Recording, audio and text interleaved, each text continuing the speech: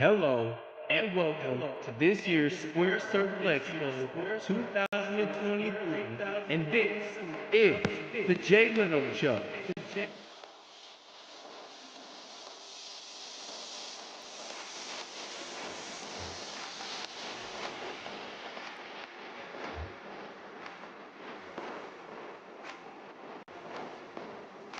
We're going to start off with ECW's very own Hollywood Nova for the Welcome to the Lyno Show.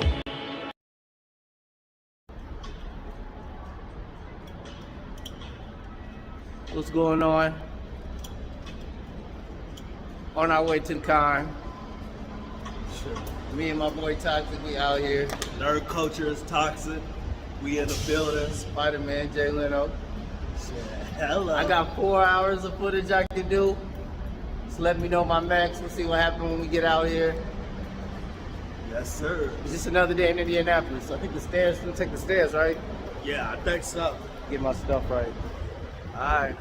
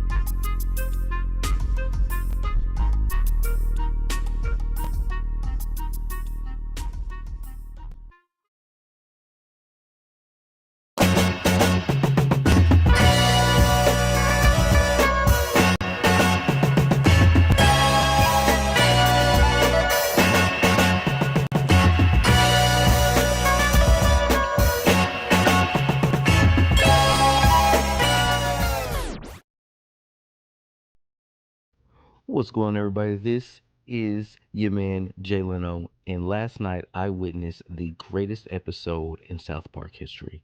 That's right, I said it, dang it. The Panderverse episode. I'd like to give an honorable mention to the Console Wars episode, which I had at number one up until this point. But without further ado, let's get into it. So, Eric Cartman starts off with a nightmare of South Park itself being replaced by diverse lesbian women, in which each character, including Cartman, Kyle, Stan, and Kenny, being diverse women. Not to mention simultaneously Stan's father, who owns Integrity Farms, of course, if you haven't been up to date, needs some help in the kitchen. He needs a handyman himself. So he calls up a handyman, in which he came to the conclusion that in this day and age, this generation doesn't know how to do SHIIT, basically saying that nobody has any everybody have went to college, nobody has any trades, nobody really knows how to do anything around the house or work with their hands themselves to function properly in life, and depend on other people with trades to do, I guess, regular stuff around the house, aka the handyman. So simultaneously within these universes, um this dream that Cartman has had is a different universe to where it's all ran by diverse women. And at that same time, they're talking about how Disney is replacing all its characters in the current human form of Eric Cartman. How Disney is replacing all its characters with diverse women or making them homosexual, which resonated really hard. Not because I am not a homosexual or a diverse woman, because right now I feel like Disney is doing that to all of our superhero characters, and not just Disney, but superhero characters in general. Everything is turning into this diverse lesbian feministic group. Yes, that's right. I said it. So with that being said, the Carbon in the Diverse Women universe is a African American, how should I say, BBW, a overweight black woman as well, and she's having a simultaneous nightmare in her universe to where the characters are all white, so all of their universes are mixed up, and this is the foreshadowing, how should I say, sarcastic view and tone of this South Park episode, basically saying that each everybody's universes are all out of whack, thanks to the one, the only Kathleen Kennedy, that has been multiversing, jumping into the quantum realm, time travel, multiverse. South Park just recently gave us a multiverse ish episode which I'm not gonna lie to you, is the best multiverse I have seen yet. So with Kathleen Kennedy using this pandering stone, as she said, as she calls it. She uses it to try to appeal to everybody, and she's been using that stone too much, and it has affected the grid. So we're going to have different people in different universes popping in and out, and which has everything out of whack thanks to Kathleen Kennedy. A lot of undertones and a lot of jokes is going on through here. I mean, this is South Park, isn't it? So flashing back, into Cartman's realm, the human realm. Well, I wouldn't say human. The regular South Park realm. I'm trying not to confuse you guys. So Stan Marsh, their realm is completely changed because the handymen are making all the money because everybody else in the town of South Park have went to college and they don't know any trades or know how to do anything around the house. So all the handymen are making billions of dollars, and all the lawyers and everybody with with college doctorates are now no longer on the high totem pole. They're no longer in the middle to upper class at all. So now they are rich. So there's some irony to go into that in society now, considering that they're saying right now college is pointless in society in 2023, and you're better off getting a trade if you want to make a decent form of income, a reliable source of income. So, the undertones of these undertones and the foreshadowing of what today's society in this episode is really being highlighted in this Panderverse episode. For anybody who thinks that South Park is just a dumb show, you need to pay attention. These guys kind of predict the future, kind of speak on society, pretty educational, and it's better than most of the stuff we're watching right now anyway. I'm not going to give you guys the exact conclusion to everything, but I'm just going to point out to you guys that I highly recommend watching this episode. It's going to make you think. I don't mind watching episodes like this. Of course, this is South Park, people, so you're not going to you're going to view this with some caution. Prepare to be offended, no matter if you're black, white, fat, homosexual, or you just don't believe in anything at all. You're an atheist, religious. I mean, they're gonna check every box in offending you. But if you're not a sensitive little person, oh my God, I'm trying not to offend anybody, my darn self. But you're gonna be offended, okay, guys? Okay, it's South Park. Let's all just stop acting like we don't know what's going on here. But Kathleen Kennedy, they're basically saying you have ruined our superhero films, and you know what? The perfect group of people are going to make you pay for ruining everything, and that's the whole South Park group. The biggest thing to me that stood out the most is they're touching on subjects that I'm accustomed to, especially amongst my peers in our Discord. And if you like this episode of South Park, you'll definitely like our Discord and our channel. Please sure to subscribe. Hey guys, this is Jay Leno. If you like this video, be sure to check us out on some of our other videos on this channel. This is Jay Leno. Hope to see you again soon. Peace.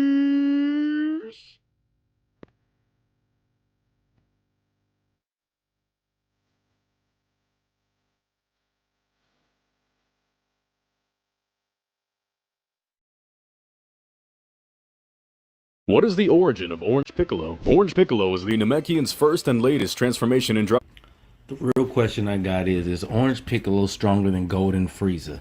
Let me know, because right now I got my guy up there. You feel me? Good right hand by Henderson.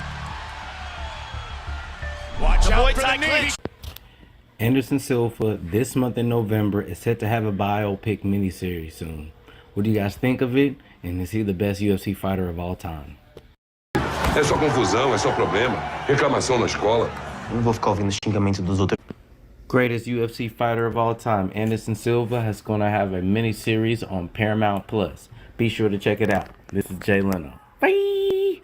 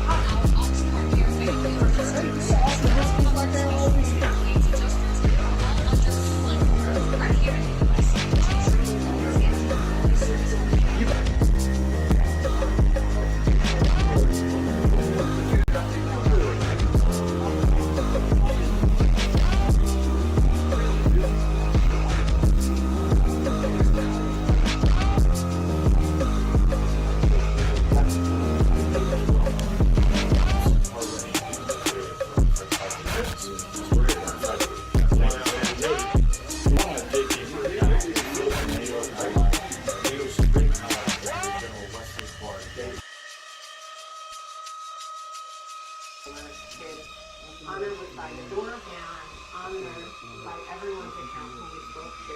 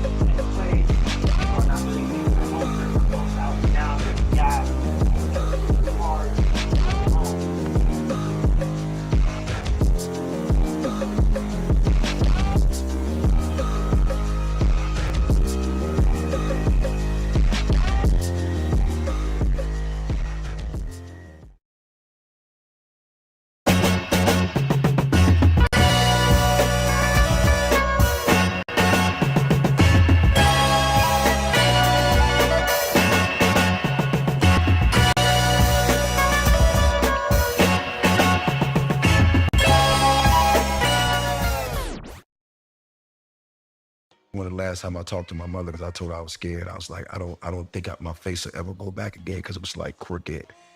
And But do you remember what happened when? Because that's a emotional nerve well, thing. I wasn't taking care of myself. I was drinking Cristal for breakfast and Waffle House. Oh my God! Yeah, I was 260. I was just in bad shape. I got an album out this.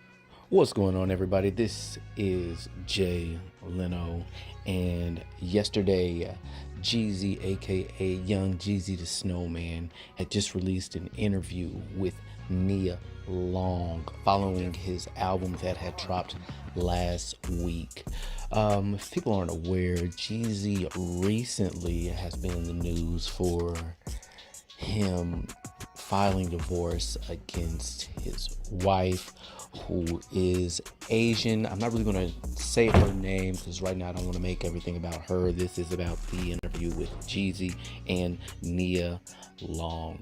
And this is going to come from a male perspective, me being the male that I am.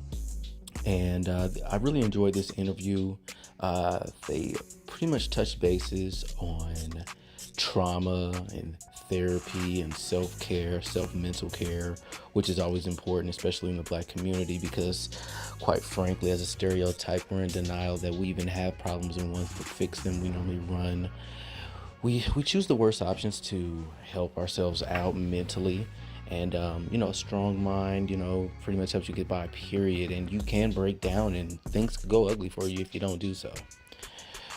So going into this interview, I really noticed how Nia Long's, her perception of her trauma that she's witnessed in her marriage or past relationships is she felt as though that she had to make herself smaller so she doesn't appear as masculine around the men that she's dated.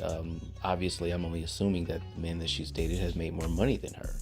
And my perception is she might, in her past, had came off, too aggressive, too controlling, not allowing the man to have the control, the power that a man may want to possess. And even if she found a man that didn't possess or wanted to take that charge, would she still be attracted to that man?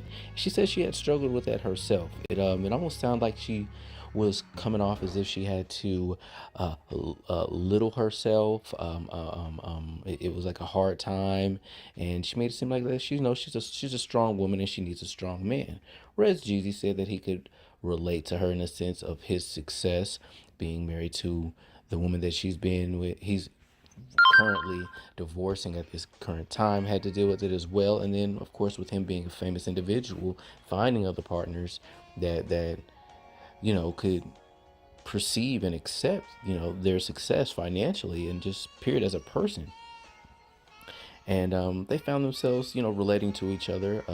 But then often at times, my fallback on this interview, I felt like Jeezy, whether or not this is his self or is this a part of the interview or the rollout or the bait and switch, how should I say, is this he seemed like a bit of a conforming individual in the presence of the beautiful Nia Long, or he wanted to, I don't know if he wanted to come off as some sort of like sympathetic, not saying that he's sympathetic or weak for expressing himself and his emotions, or him revealing his flaws. No, like quite simply, it seemed like he's bending he's bending his story to find relativeness, and so they can both coexist in this room, in this conversation. Often people do, but I'm going to critique you on it because that's what I'm here for, right?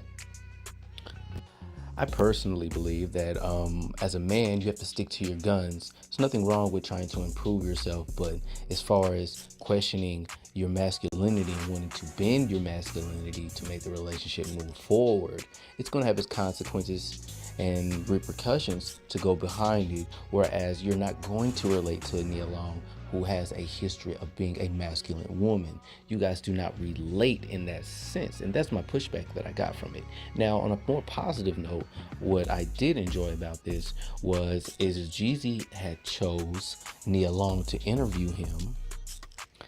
More so, this is like a slap in the face or like foreshadowing the past content that his ex-wife, who is Asian, had put out.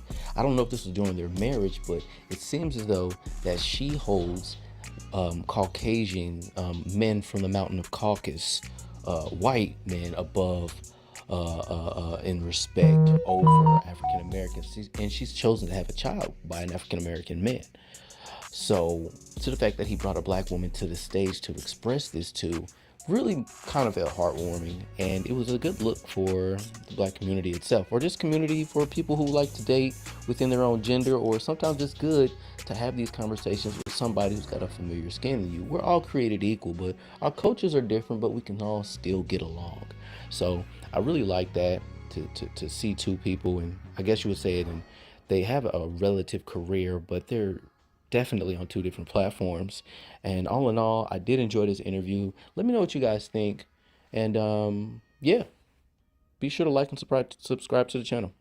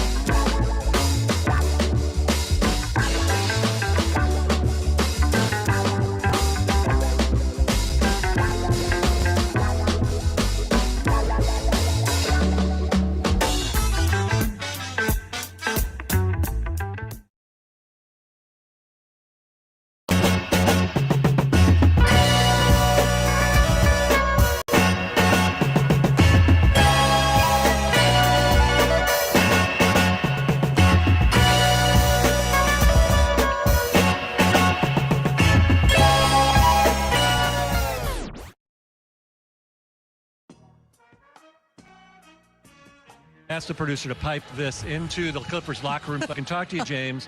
I hope you're taking notes. I'm telling you in advance, you're welcome for the wisdom I'm about to spew. Because, listen, I get on my knees every night and pray for someone to believe in me like Daryl Morey believed in you. You wanted a certain coach, they brought in Mike D'Antoni. You want to play a certain style, they played it. You wanted Dwight Howard, they brought him in and got rid of him when you were tired of him. You wanted Chris Paul, they brought him in and got rid of him when you were tired of him. They brought in your old friend Russell Westbrook. You want to go to Vegas on off days? They looked away. You wanted the team to stay over so you could go out at night. They changed the schedule, and it didn't work.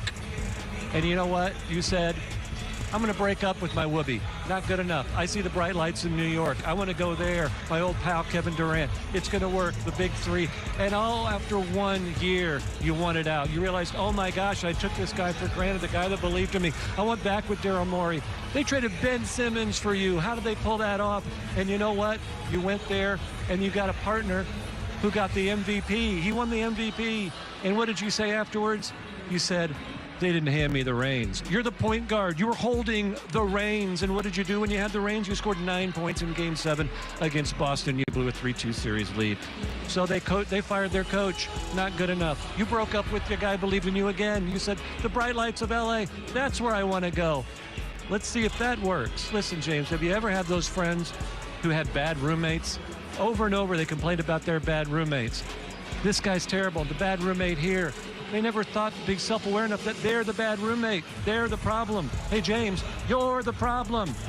If this doesn't work this year in this system with this team, then you're going to go and point fingers at everybody else, and you're going to go back home and you're going to start swiping right for another team, and there's not going to be anybody left. Because, James, you're not the beard, you're not the system, you're the problem. Oh, and the mic drop, Devin. But before I go, I just want to get this off my chest. That shit was not my fault. Y'all are trash. And I mean this from the bottom of my heart. Y'all are trash. Like, y'all are so trash. I want you to know that I'm talking to you, so I'm going to say your name. Then I'm going to call you trash. Ladies and gentlemen, this is your man Jay Leno. I just want to let you guys all know that I am not a James Harden fan. Only time I briefly liked the individual was when he was in the finals or in the OKC coming off the bench. He played defense, picked up full court. But ever since that he got that big contract in Houston, he felt like the world owed him everything. He is a person that I will say that values the money over the ring. But he wants to come off as if he wants the ring because he's selling the product. Go ahead and be that way. As you please, you are your own individual. Get your money. But your selfishness has messed up a lot of people's careers and has wasted a lot of franchises' money. And anything after you leave the Clippers that leads to you making less money, I will be in favor of, because I don't like you or your personality, and I wouldn't like your mindset to be influential towards anybody in the game of basketball. My friend James Harden, you are trash.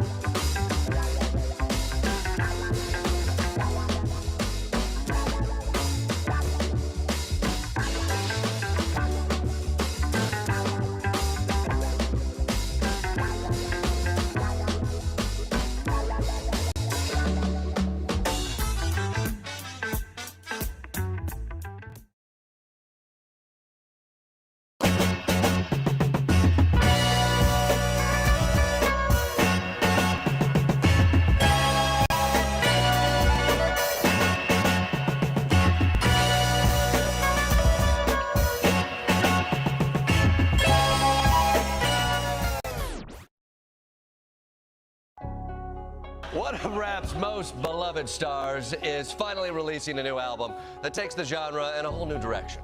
Outkast's Andre 3000 is releasing his first album in 17 years, but it is not what you might expect. His debut solo album, New Blue Sun, centers around woodwinds. The rapper and songwriter plays flute throughout the album along with other instrumentalists.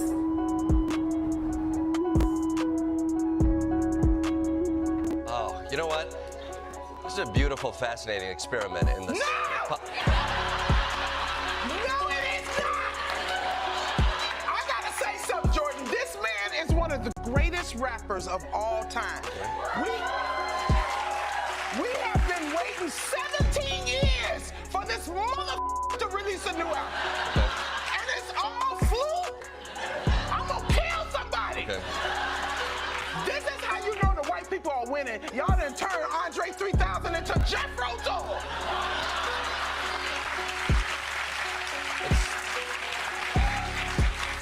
It's a fair point, Leslie, but I'm sorry, I think this is brave. Yeah, it's brave, because if you play that shit in the hood, you gonna get your ass beat. So, you know what? No, don't listen to Leslie Andrew 3000. Andre, sorry, yes. Andre 3000, although this is more of an Andrew 3000 project. Artists have to evolve as they age. You can't be rapping into your 50s. There are only so many words that rhyme with sciatica. I'm not saying that he can't evolve. Okay. I'm not saying that. You don't always have to stay in your lane, but try not to drive completely off the road into a damn flute star. No. I think it's great. He's reaching a new audience. You know, a rapper released an instrumental album, and finally I can understand the lyrics. What? Man, you crazy. A flute can only go so hard. It's not like somebody saying, yo, be quiet, be quiet. The flute is about to come on. That's my shit. A flute can still slap. Slap. Right, yes, Slap. a flute can slap. Slap. A flute can slap. Oh my God. A flute can slap. Personally, I can't wait for that moment when a Tesla pulls up next to me, blasting this album at a moderate volume, you know. All treble, no bass. The women who don't get chose. As a result, they get upset with themselves in the world. I've been hooking up, and dudes are not working properly. Y'all done ate all that fucking McDonald's and all that. You ain't drinking water. You're not fucking taking care of yourself, and that's like one of your prized possessions. Damn. And they get mad at us when you don't work. Don't get mad at me. That's your department. So take care of your dick. I really believe that's a lot of problems with these podcast dudes and these passport bros. Y'all don't know how to fuck a woman correctly. All right, everyone just calm down. Calm down. Let's not let your hearts get around your hands. Everyone just relax. We can't deny that America has given everyone who has come 30 seconds. opportunity. But to the blacks who built this, I suggest to you, miss, you are not qualified to speak for us. You are not qualified to speak for us. You're only qualified to represent yourself and your opinion. But really, those of us who have suffered this, we know what we're talking about. Shall I begin? Look, I am sick and tired of these black folks that get accepted into Hollywood and try to pretend like they some sort of representation of all black people in the world because you get put on the television screen. Leslie Jones, you don't represent black people. For all black people, you don't even represent black women the way you're supposed to. And that second clip clearly shows that you are a masculine woman and you'd rather take some dick than earn some dick. Sitting there talking bad about men's sexual drive in general, saying that they need to step their game up. Not even gonna consider looking in the mirror and realizing to yourself, maybe that the men that you are talking to can't keep it up because they gotta deal with a woman like you. I'm not even talking about your looks, I'm talking about your personality. You're not my type, but I know there's some men out there that might love you for who you truly are. But it's all going to get drowned away with your bad attitude. Now, to go back to my first topic that offended me to the highest core. How dare you sit there and disrespect Andre 3000, the true musician, for the true musician that he is. We already know he can rap up 16 bars, okay? The man is a true master musician. Nobody went after Prince for learning instruments. Okay, the man went out of his way and learned the flute and took his time off and picked up an instrument. As a matter of fact, the flute itself, the sounds and winds, can help people mentally with happiness, anxiety. Not to mention, it's a bigger check for him to play the flute than it is for him to rap, considering that these instruments, that the instrument of the flute that he's using can be sampled for generations to come. This instrumental album could possibly last longer than any Outkast album, and it could be used by anybody for anything. It's far more resourceful than him rapping on a track. So And not to mention, we don't even have enough black people playing instruments in the game anyway. I mean, he's an amazing artist and there's anticipation for him to rap, but we're not missing out on other rappers out here in this industry. And he's way more inspirational for these young kids out here in the world picking up an instrument and learning chords and composition and such that could lead to scholarships and being a part of orchestras than just being merely a rapper. Could you possibly consider to the fact that he want to be inspirational to other people, to be a creative? You're limitless in your creation musically and sonically when you are using an instrument more than just your voice and trying to catch a beat and make certain words rhyme. But you wouldn't understand that because your vision is clouded. It's like you've got blinders on your eyesight. You need to reevaluate yourself. This is my rant, man. This is Jay Leno, man. Let me know what y'all think. Let me know if I went off the rocker on her one too many times, if I was too offensive. Either way, hit me up.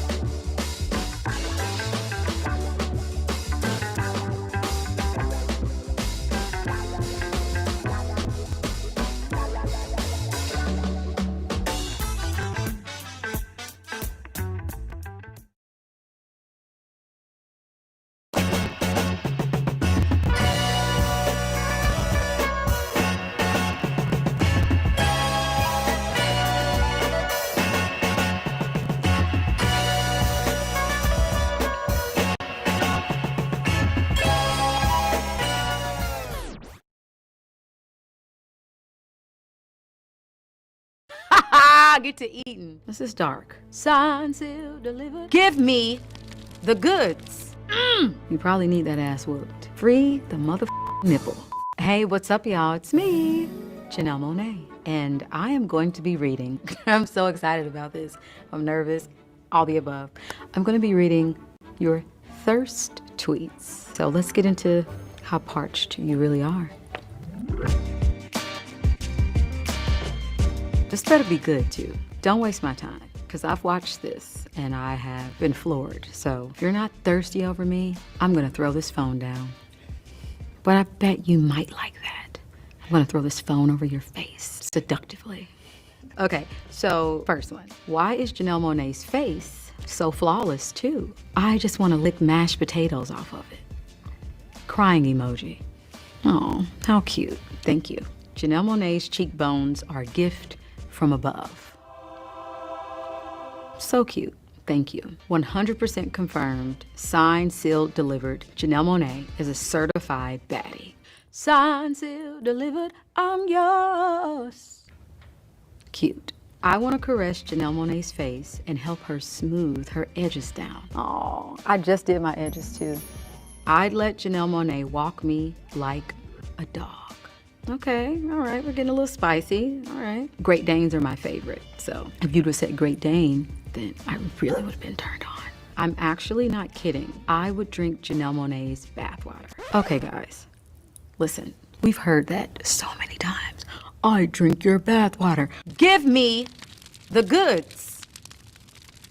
Thank you, though, thank you. Janelle Monáe, please eat my whole entire head. I am not worthy. Now this is dark. Because if I eat your whole head, then how are you to know I ate your whole head? You don't exist anymore.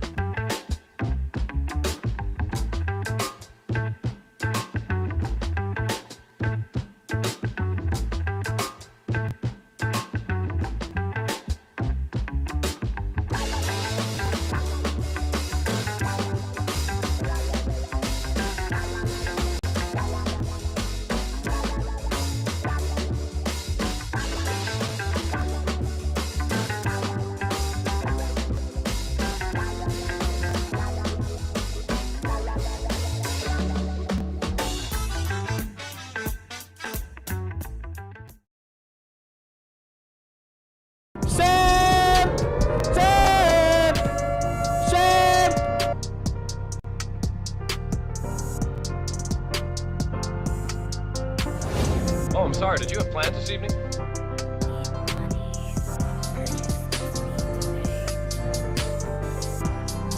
You okay? Who are you? A friend. Thank you for believing in me. Listen, there's something I have to do. I'll see you later.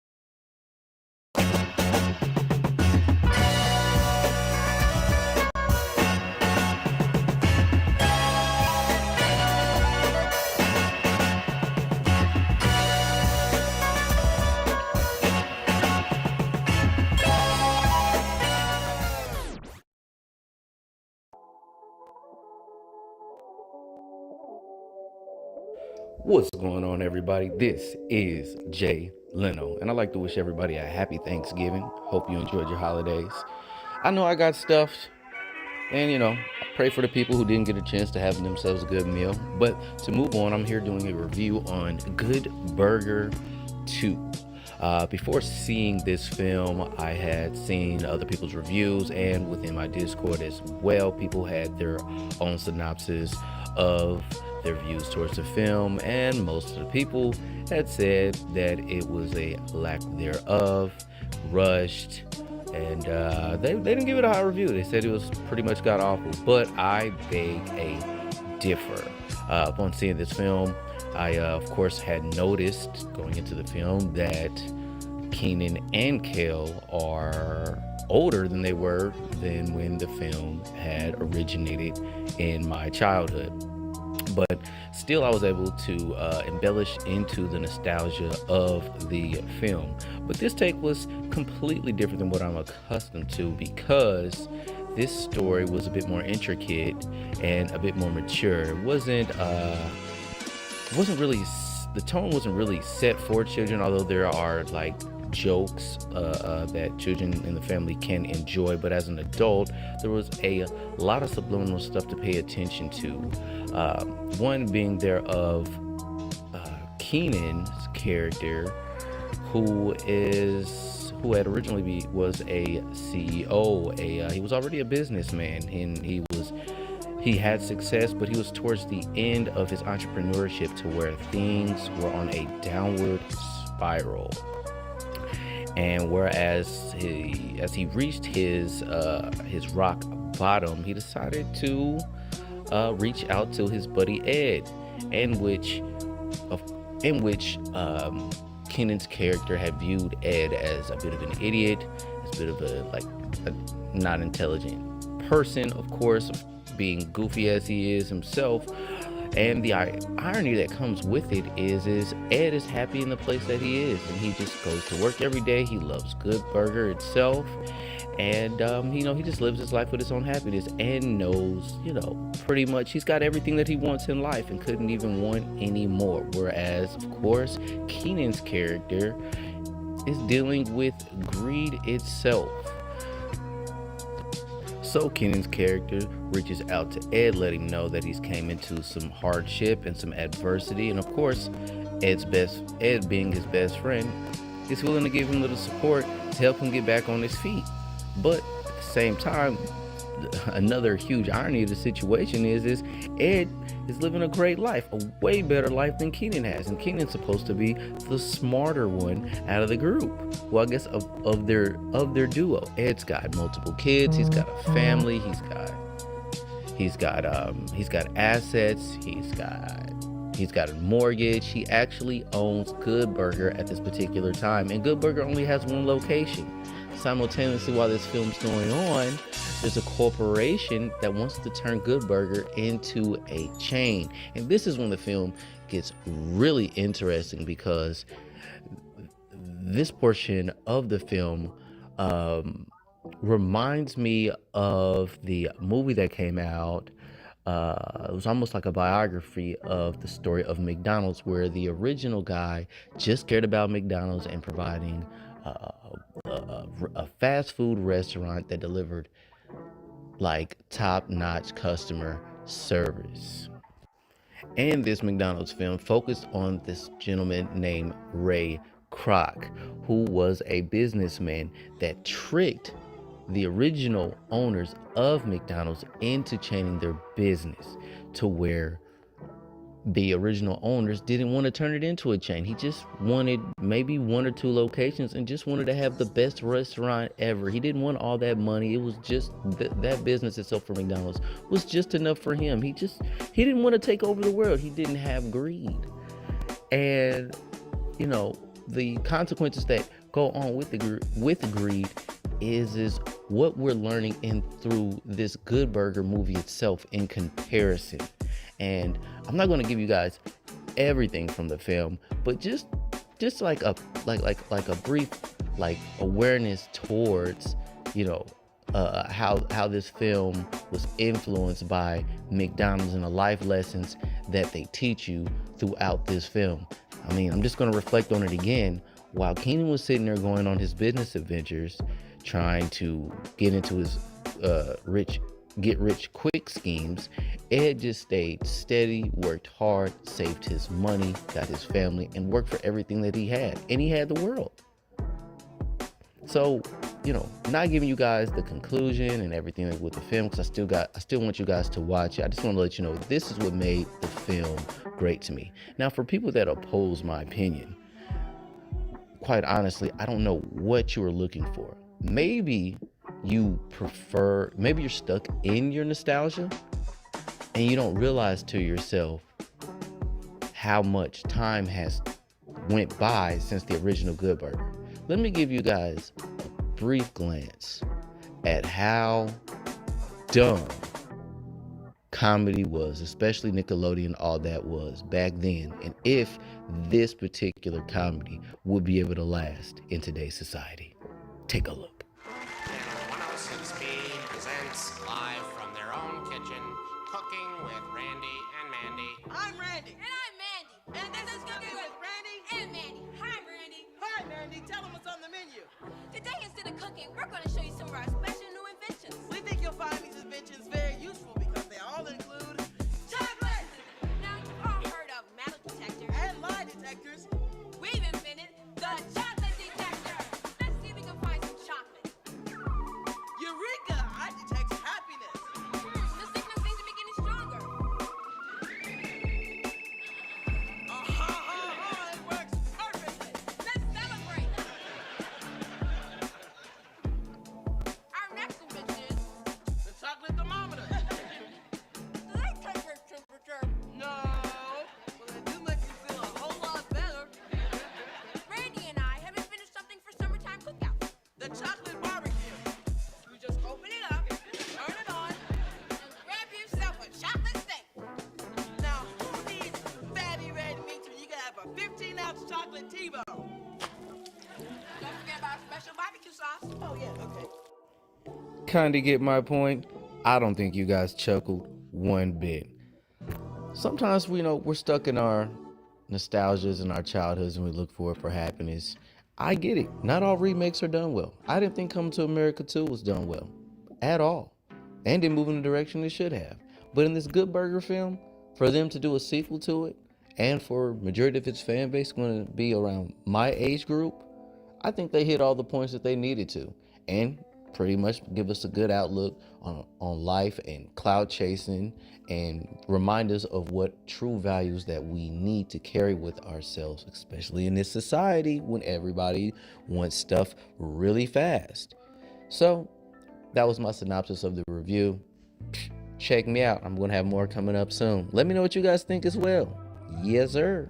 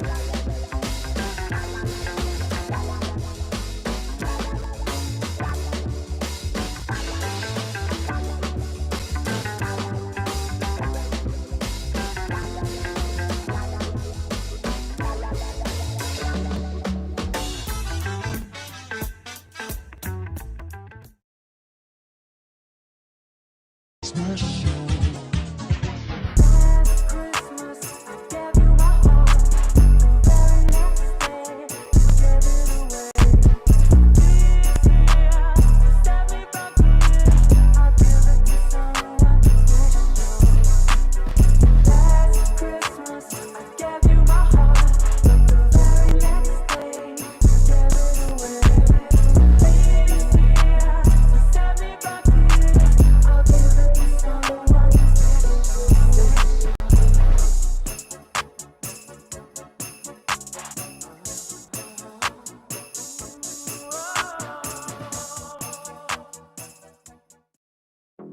Guess what, everybody? It looks like AEW's champion, Jade Cargill, has signed a contract with the WWE. Yes, that's right. She's heading on to the big stage, signed with the man, Triple H. Looks like she's not going to go through the ladder to get to the high plateau of the WWE and going through the next program. Looks like she's going directly onto the main roster, and she's here to kick butt and take names. Let me know what you guys think of Jade Cargill's next big step to her career, and also let me know how beautiful she is, because I'm not going to lie to you guys, I wouldn't mind wrestling her my darn self. Like and subscribe. Let me know what you guys think.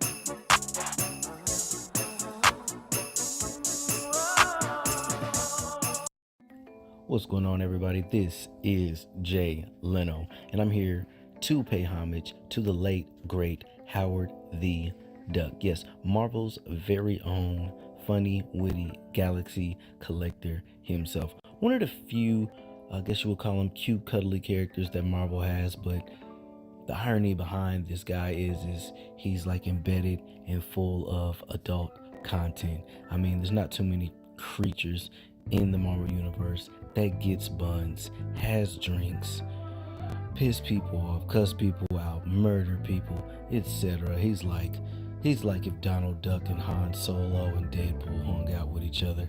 Well, I think calling him Deadpool, comparing him to Deadpool is a bit of a stretch considering that he doesn't have any powers. But I mean, the dude is freaking cool. Who could be mad at the man Howard the Duck? So I'm gonna take this time out to just point out and highlight some of the things that Howard the Duck has done in pop culture itself, and highlight a couple of comic books just for guys who aren't exactly acclimated with his character. But without further ado, check him out.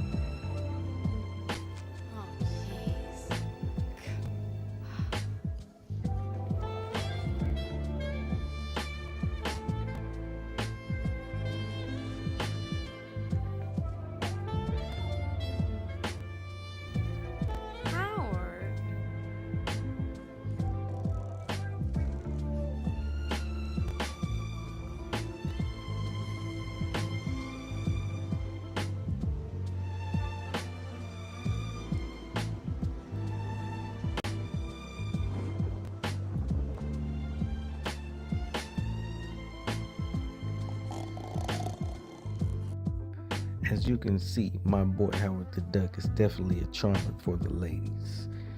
Think things went too far then? Wait till you see this next clip I'm about to show you. Of course, I only have the old standard worry left. What's that? Just can't seem to find the right man. Maybe it's not a man you should be looking for. You think I might find happiness in the animal kingdom, Ducky? Like they say, Val. Love's strange. We could always give it a try.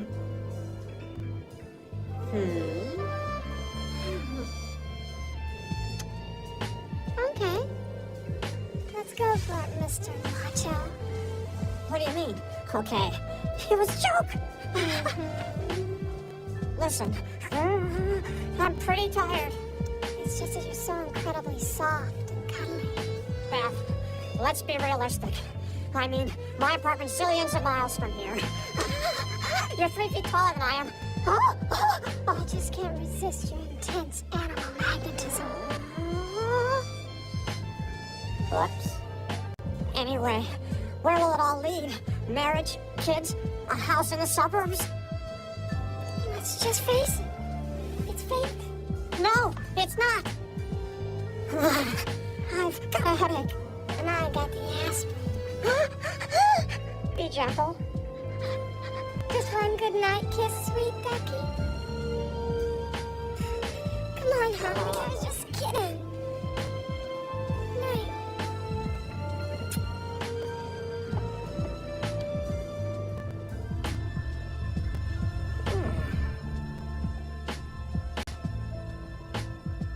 Without further ado, I'd like to pay homage to my boy Howard the Duck for 50 years in the Marvel Universe. Please like and subscribe to let me know what you guys think, and if you've ever seen the film, and hell, if you did ever see it, what did it mean to you at that time?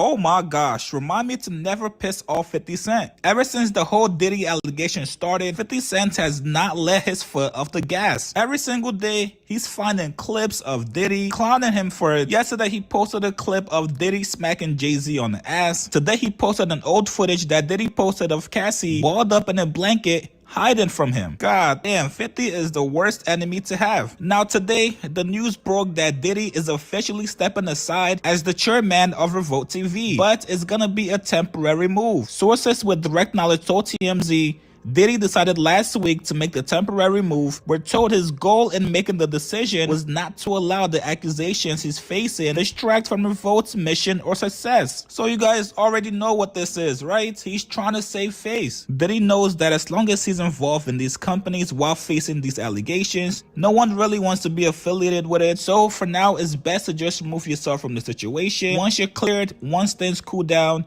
then you come back on board. Dwan Montgomery just left Revolt TV for the same exact reason. Now, in a very interesting move, 50 Cent is offering to buy Revolt TV from Diddy. 50 Cent reacted to this news saying, "I'll buy that from you, Playboy, for the low, because you know Cadillac and AT&T is gonna pull out. I'll give you a few dollars for it now. Sell it to me, then we can be friends. I'm serious. Call my phone." God damn, 50. And the funny part is, Hey, yo, 2023, we pressure cooking Diddy right now. We cooking this, man. I'm with 50 on this one, along with all the other people that has fell victim of Diddy and his bull crap. I'm not finished right here. We got some more clips to just throw at y'all about what this man Diddy has done in the past. Let's roll the tape.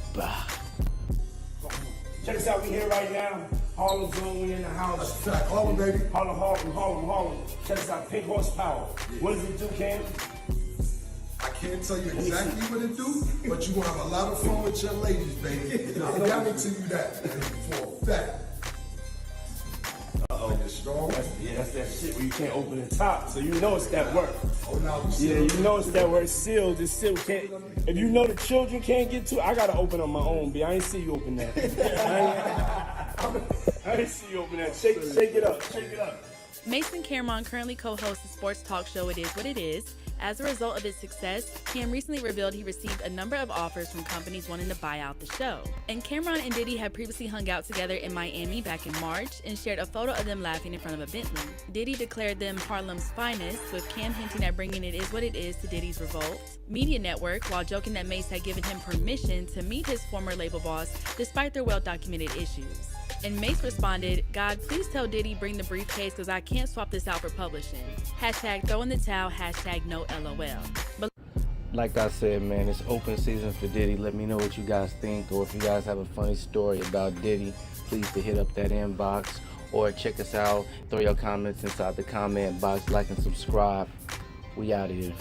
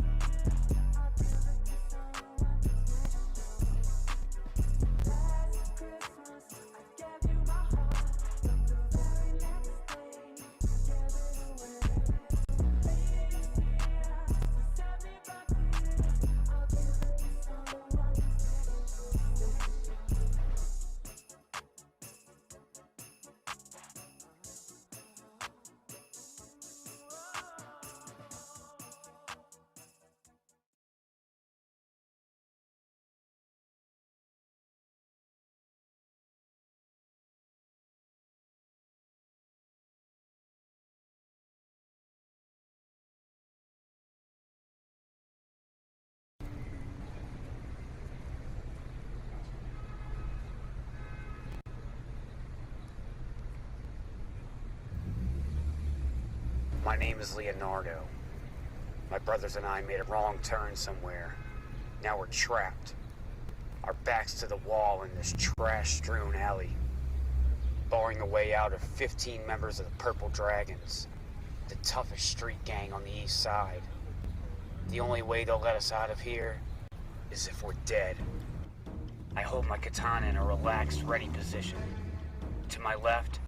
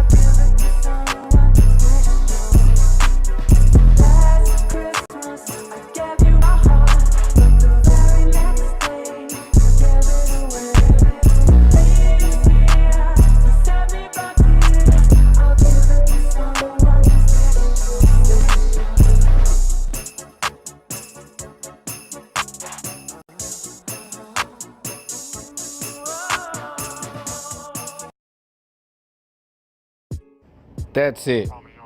I'm tired of this. S to the H to the I to the T. Try not to use profanity. I hardly ever get a chance to go in. I just don't feel comfortable doing it, considering I'm trying to get monetization. But I've had enough of this. Marvel and I'm tired of the TMZ and y'all paparazzis. Y'all have completely spoiled the entire Deadpool 3 film. I'm talking every single actor that is involved in this film we already know about. So basically, I'm not giving out spoilers. Y'all spoiled the movie for us in general. Okay? In case y'all didn't know, Deadpool and Wolverine are freaking going to be killing the entire Fox Marvel universe, including Fantastic Four, Blade, and all the X-Men characters. And guess what? Just recently, they let us know that Sabretooth was going to be making an appearance as well. You know, it would have been even more cooler. It would have also saved this film. Is if y'all just came out with it, and then the first time I would see him, I would be in awe. I would be like, all cool. But y'all ruined the nostalgia of it. Y'all ruined the Hugh Jackman situation. So now we're just looking forward to looking at comedy this entire time. But are we really? We're really just, we're watching the Marvel Universe completely get destroyed. And then they're like trying to use whatever fumes they have left to push a feministic agenda. And then the last manly product that they could possibly come out with, they do us just like this. I blame everybody for this. Disney, as a toe towel, this is just a slap in the face to anybody who's ever read a freaking comic book. It's gonna be hard. It's gonna be hard. Looking forward and foregoing with the Marvel and comic books itself, we are in a dark time right now. Let me know what you guys think, man. Like look at this. Look at this. They're just allowing paparazzis to snap these photos and deliver them to us. This is there's so many offensive words I want to use right now. Man, let me know what you guys think, man.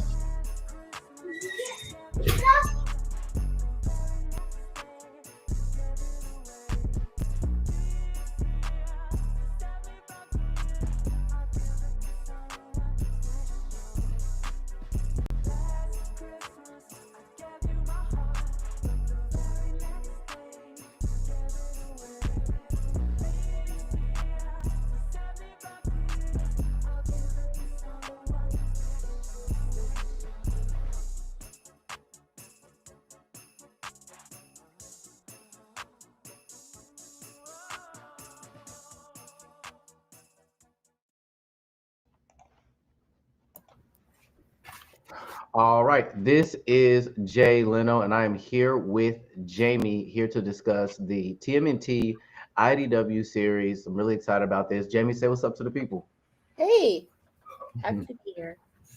Thank you. I appreciate you. All right. So let's get the issue 1 cover up here for us.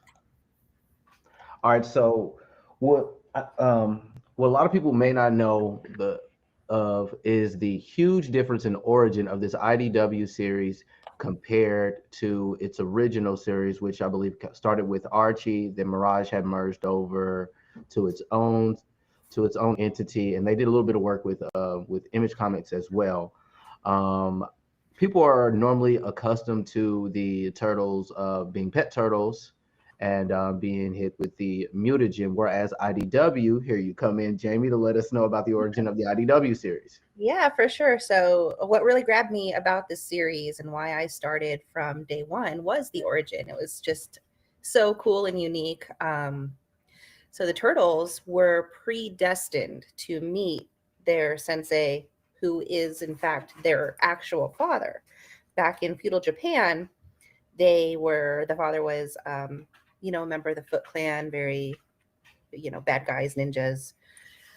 And he had a disagreement with his brother, who ended up beheading him and his sons. Very sad first couple issues. Graphic, dark, but I mean, this is Yeah, TMNT, right? young little boys. They burned down their house, beheaded the kids, and the dad was like, last moment, I'm going to find you. We're going to be together again. You flash forward to the mutagen backstory that everybody knows, with TCRI and the ooze, and they are reincarnated is the big reveal. Okay. Yeah. So, and like the original series, the throwback is they all start with these red bandanas, and you'll notice on the first issue, Raph, he has his red bandana, but each variant has another turtle in those same red bandanas, and this is because they don't all start out together. And this is very formative for Raph. Really? Yeah. He actually gets separated, and he isn't found by Splinter when they mutate. See, now I'm really wanting to dive So into a lot of this. Raph's Okay. personality in the comics is formative by his first days as a mutant, because he's alone. He's always like the lone wolf, Mr. Got to do everything himself, and hyper protective of his family. So he starts alone in the streets, starving, has no idea who he is or what he is. And all of the brothers are wearing that same colored bandana, and that's kind of their physical symbol of their lost brother. So their first mission in the series is to find their fourth brother, and I just thought it was so sweet. They don't give up. Eventually they're reunited, and it's big family hugs all around. It's really cute. That's after they've completed that mission, they're awarded their individual colors. They can be themselves together but separately. Okay. So I mean that to me it makes the story way more interesting. That they didn't rekindle or try to recycle something that they've used in the past. 'Cause I mean, let's just be honest. Like when it comes to series with the turtles, we've got the Archie, we've got the Tales of TMNT, My Adventures with the Turtles, and then all those other missions as well.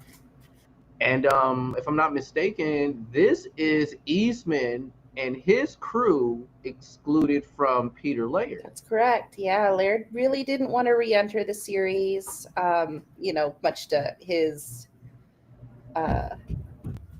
regret later when this became so big. Yeah, it definitely grew more from a little bit of what I've seen, like interview wise, is Peter Laird was kind of felt as though that he didn't have a life himself, right?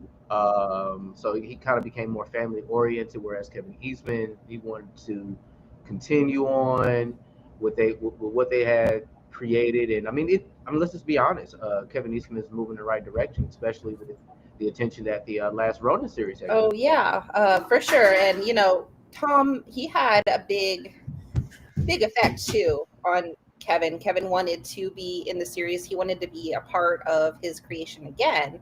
I think he gave a lot of creative power to Tom Waltz in these first 100. I'm, I'm really glad that he did. With other comic book series that I've read, like sometimes the originator um, may come through with some sort of writer's exhaust where you feel like things are drawn out or the creative process isn't the same, and it turns into like to get into like the storyline becomes repetitive, and more minds into it. I mean, look how far this series has came as far as its evolution and growth in characters, and I mean, yeah, from there to go on. I'm trying to think here, like, okay, so we're here at the origin itself. So was Shredder the first villain that they encountered in the IDW series? Oh my, it was 2011. So hold on. Okay, I know my fault. I got you jumping the gun in thought because I myself I'm trying to grasp how I'm gonna go about this. I kind of want to jump all over the place, but I'm trying to organize it. My fault. No, it's again, this has been going on, long running series, one of the longest of the franchise. I think the longest actually. He did surpass. I want to say it was Baxter Stockman. Baxter Stockman. Yeah. So, see, I picked up the series around like maybe 120 something, and Baxter Stockman at that point had already been established. I believe he was a politician and a scientist, if I'm not mistaken. And like He started a scientist, one of those, rock star scientists with all his new inventions. Very much more into the power game than the actual pursuit of knowledge, and that led him into a position where he could take that leadership. Okay, I could see that. So and then how early was Bebop and Rocksteady introduced? I know a lot of people are familiar with the Turtles, but some people don't even know that Bebop and Rocksteady aren't a part of the original comic book story that they were created for the TV series. So I knew that they were introduced into the IDW, but I didn't know if you could remember how soon they were introduced. I don't. I'm so sorry. I'm drawing a blank here. It's okay. It's okay. I'm in front of at the computer. going back and rereading. I'm very invested in like the current story. I have them all, and they're collecting dust, and I guess I'm not a very good fan. I'm not going to hold you to that. That's what we have the internet for. That's what we're here for. We're not. I mean, I'm not necessarily pressed for time, so I'm about to put that in right now and just see here. IDW first appearance of Bebop.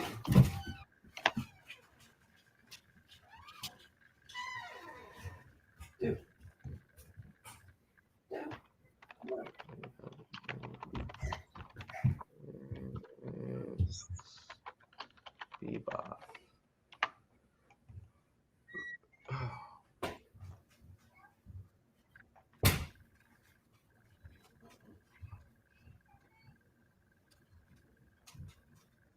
So Bebop and Rocksteady were introduced in issue 7. Okay, yeah, so very early on then.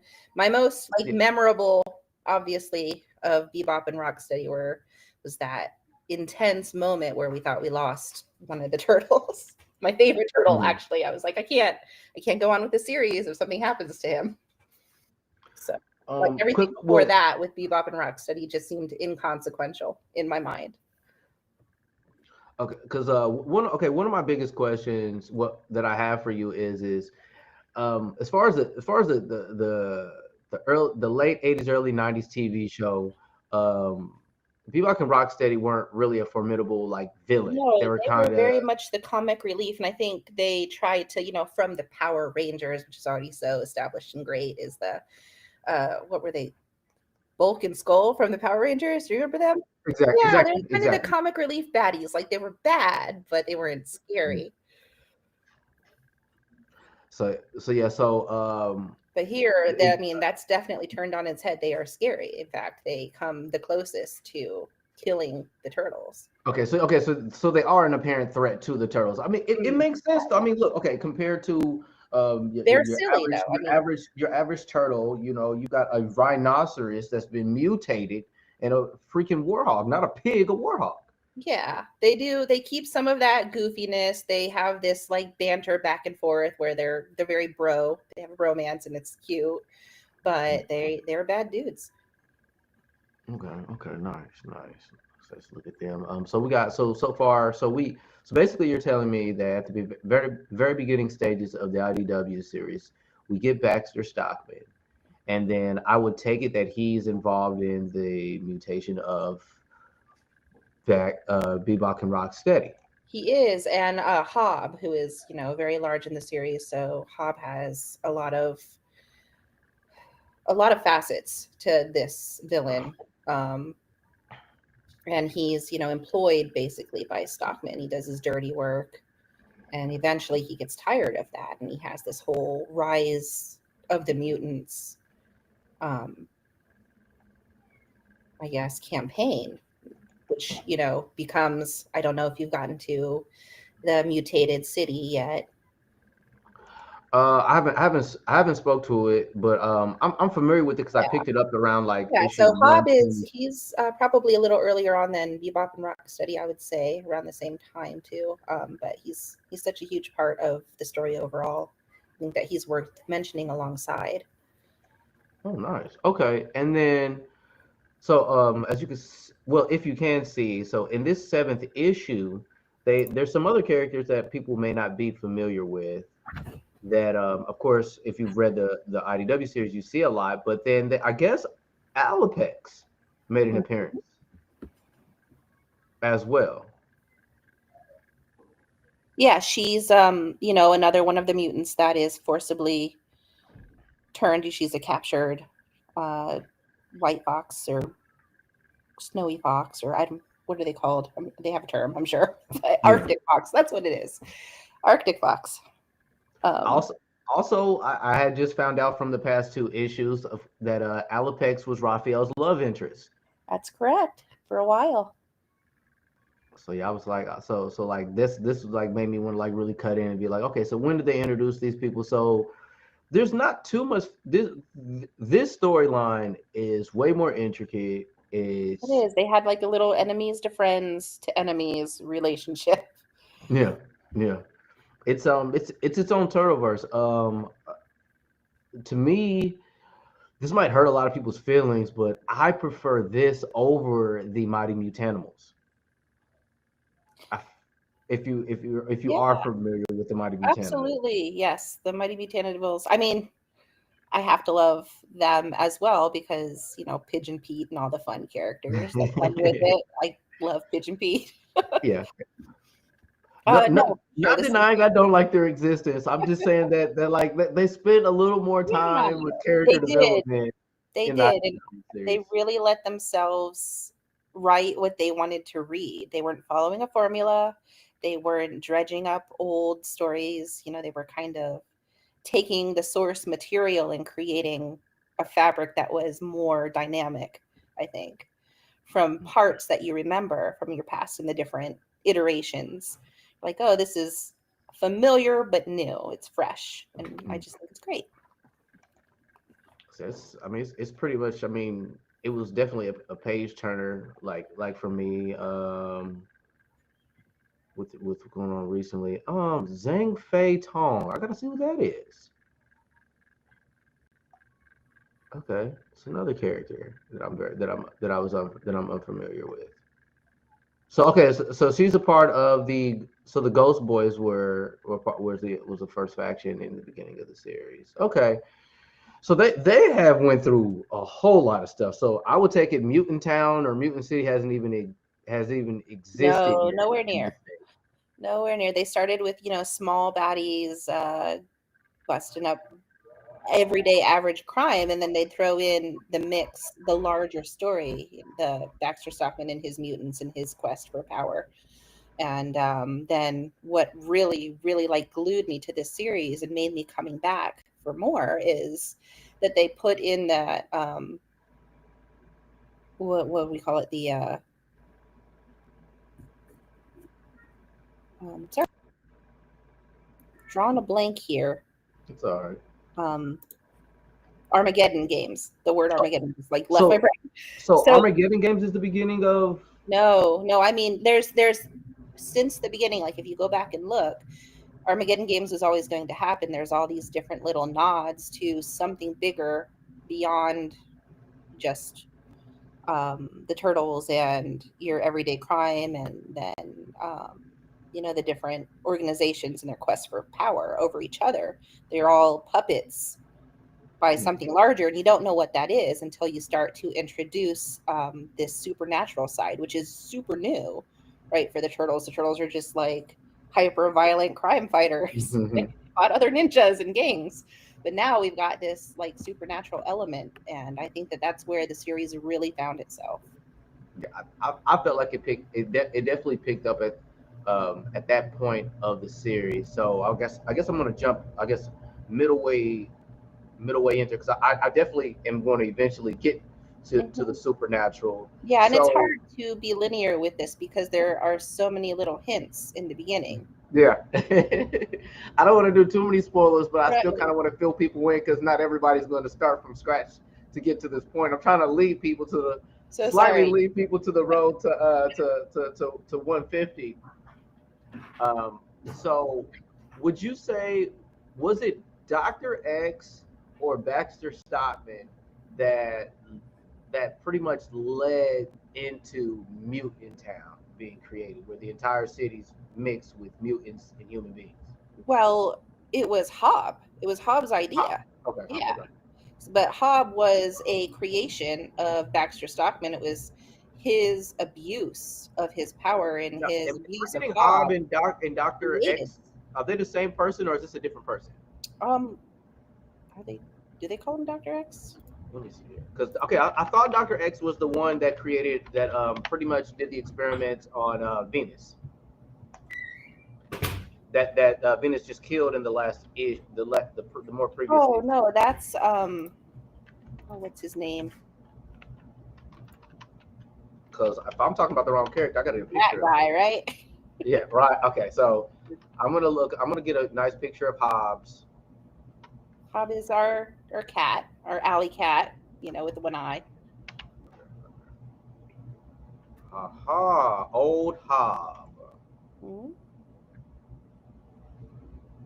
The one-eyed mutant. Here we are.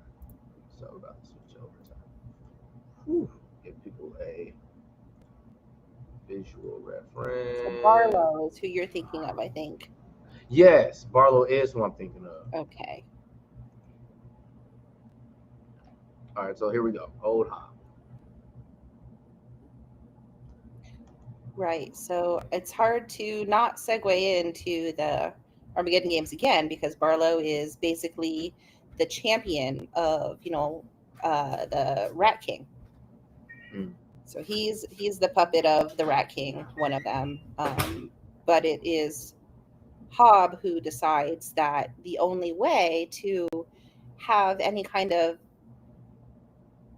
freedom or power over himself and his people is to create more. Like, you can't isolate and belittle an entire race if it's the whole city. So he's like, okay, fine, if you're not going to treat us well as mutants, then we're all going to be mutants. Wow. Okay. Yeah, And so hence is this why it's raining mutagen in this picture? Right. Yep. He is the one who he and his little rebel gang created this plan to create the mutagen bomb and create a city of mutants for himself and his people, and the unwilling citizens who fell victim to that rain of mutagen. This is already getting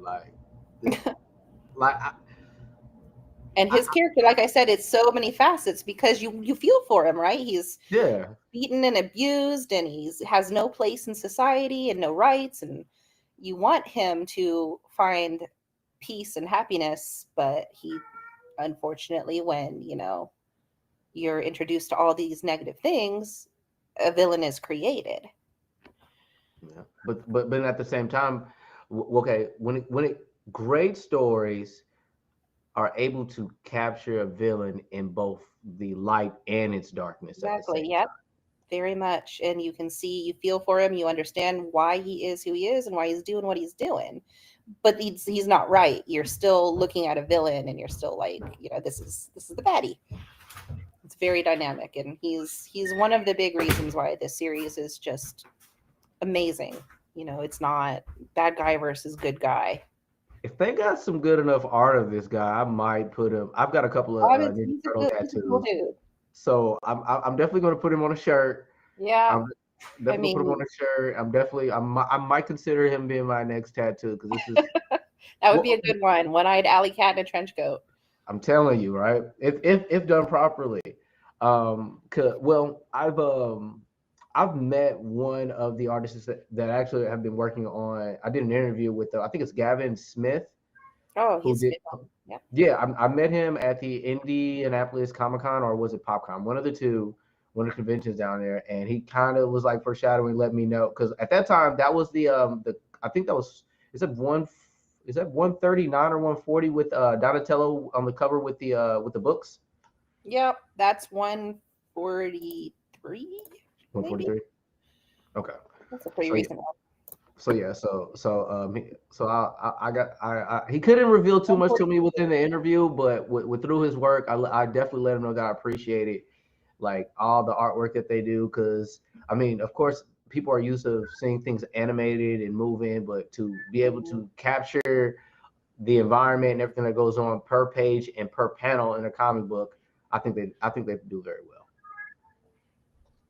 Yeah, no, I can't agree more. And on that, I think in the road to 100, the big new flavor was definitely Sophie Campbell and everything she brought to the series, the issues, including their, I mean, I don't have any other way to say it, but their more effeminate art style that came with her way of telling a story.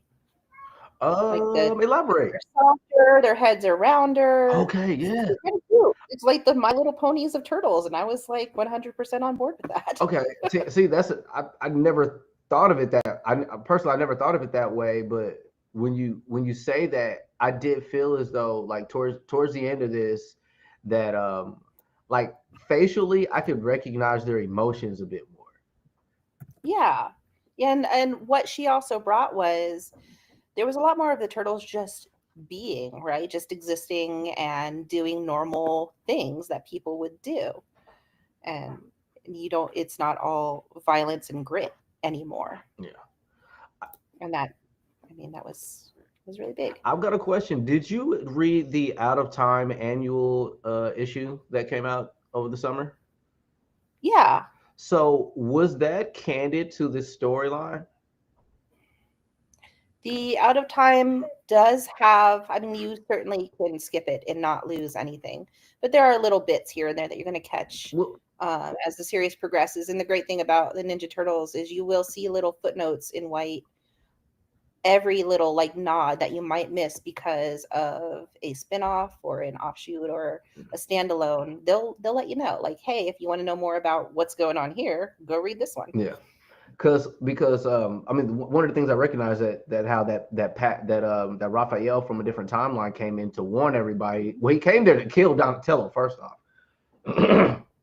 and he pretty much said that is it Armagon, him, Donatello and Armagon have something to do with the future of the race of the turtles and everybody in general. Yep, and I mean that's kind of a big spoiler, though. It's pretty far ahead. Yeah. So basically, that's why I had to bring it up for us going on to the road to 150, because the out of time issue pretty much lets you know where the future is going to end up if changes aren't made, and we don't know which change in particular has happened since then, because obviously Donatello just got this buff and started using magic. Mm-hmm. That was, very well. They did have a little kind of soul searching thing, and this is later from the road to 100. It's kind of a big spoiler, but they do encounter magic. They become, and back to that, spiritual element. They really hone their ki, their chakra, and their spiritual energy. They're not just the crime fighting ninjas in a physical way, but they're growing beyond that and finding other ways to fight. Yeah. And those are kind of like a mysticism, flavor that they're really adding to it. Yeah, I mean, I agree. Do you have any familiarity to the introduction to the Dragon Scale? I do, yes. See, Yeah, see, that I drew a blank of what the Dragon Scale is capable of and what its entity withholds itself because again, so with Armageddon game, it's back to that, okay, unfortunately. that's We fine. can't it's Armageddon is such a huge part. Everything that happens in this story is a machination of these deities, these ancient gods, and they're all siblings, which kind of mirrors that the brothers are siblings. They're all siblings under the dragon, who is their father. And Alapex is Kitsune's basically avatar, her main playing piece. We have the Rat King, who comes from some of the older series, and he has the Doctor, and we've got a bunch of other players too. They're all siblings. They're playing this huge game against each other because they're bored. They're immortal, right? So that's what they do. Side note: is the Armageddon games, you get the opportunity to see a lot of enemies become allies in these games. You do, yeah. The forges, of allies are made, and they're broken, and they kind of regroup, and but nothing really happens by chance. Everything is destiny and interwoven, and it's all being kind of steered by these deities in this kind of twisted game to see who can have dominion over the earth. And their father, who had been asleep for a long time, was this dragon, and the dragon scale they're basically a piece of their father, which is where the mutagen actually comes from. So not science. So not EW. It's not. I mean, it's science, it's magic. It's all kind of woven together. It's very intricate. Okay. So would this be some of the doctors in within this series prior making their own synthetic version of the dragon scale, or taking bits and pieces of its DNA and creating what they want, and then what the dragon scale would be its mutation at its like purest form of substance, if I'm making sense? Yeah, very much. I think that you've got that boiled down really well. Okay. So that makes sense. So the dragon scale has capability, of course, transforming somebody from an animal to a mutant. Is there any signs of the dragon scale doing resurrection, having any other properties or benefits? Yeah, the dragon scale has a lot of properties for healing, resurrection, power. It's basically like an energy source, a life force. Okay. And so it seems like there's not too many scales left when we come back.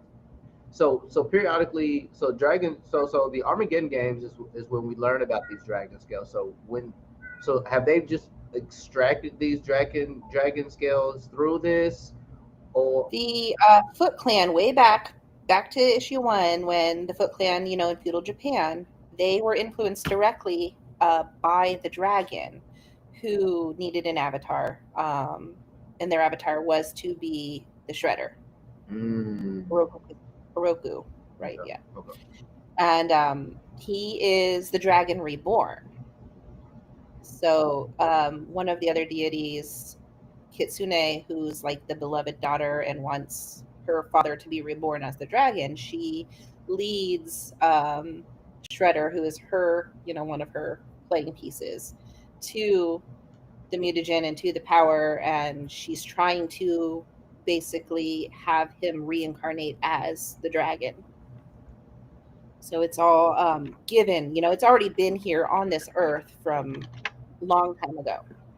Okay, let me see if they have an image of the does the actual dragon itself or dragon skull have an image? Yeah, you'll want to look in the Shredder in Hell series. They really get into that there because this is his internal battle. Is he Shredder? Is he the dragon?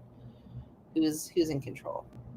See, I gotta get Shredder in hell. Oh gosh, I am. It is. It's amazing. If you have to read only one offshoot, only one spinoff, it's Shredder in Hell.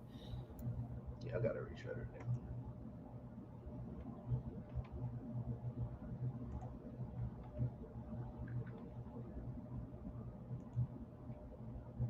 I'm like, where have I been? Where have I been in life tonight? You know, I'm so glad you responded to me.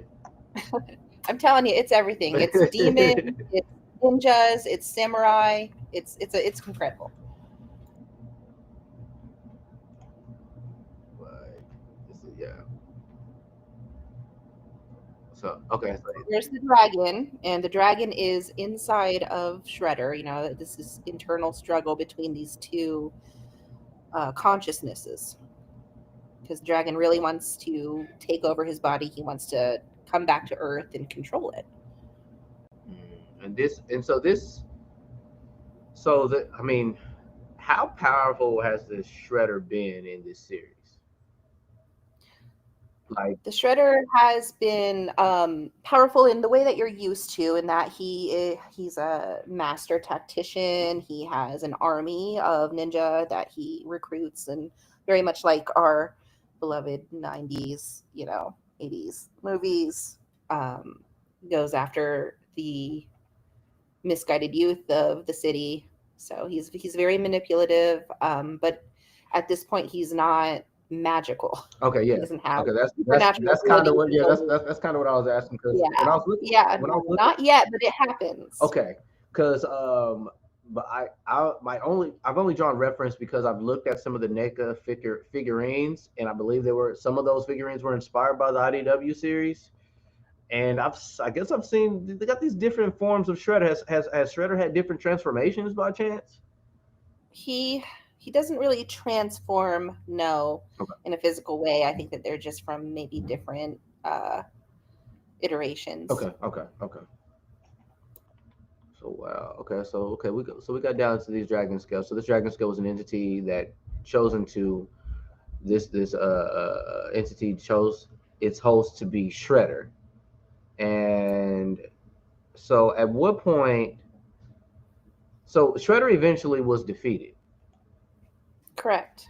And that segues into the Shredder in Hell. It's Shredder in the afterlife, and he's battling, his diverging paths. Where he went wrong all those years ago when he killed his friend and his friend's children and his their family, and became a really bad dude, and why. Okay, so was it so when you had read that? I mean, of course, they're letting you know, like, let you see, like, how he's so sinister, probably so cutthroat, and how so militant he is as an individual. But was there any sign? Was he ever a sensitive kid at any point of his life? Absolutely, yes. He was very, very close friends with Yoshi, and he always mourned their loss of friendship. And you will see, Really? if I can't, this biggest spoiler, and it's very fresh in the comics, so I really can't say his redemption, but it's pretty shocking. It is something that has never been done in the Turtles ever. And that's for to come. Is that what you're speaking on, It is or yeah. for where we're? No, it's happened. Okay, I so mean, within our discussion, we haven't got to that point yet. Okay. You haven't, but it is the biggest, weirdest twist that you could imagine for the series with Shredder.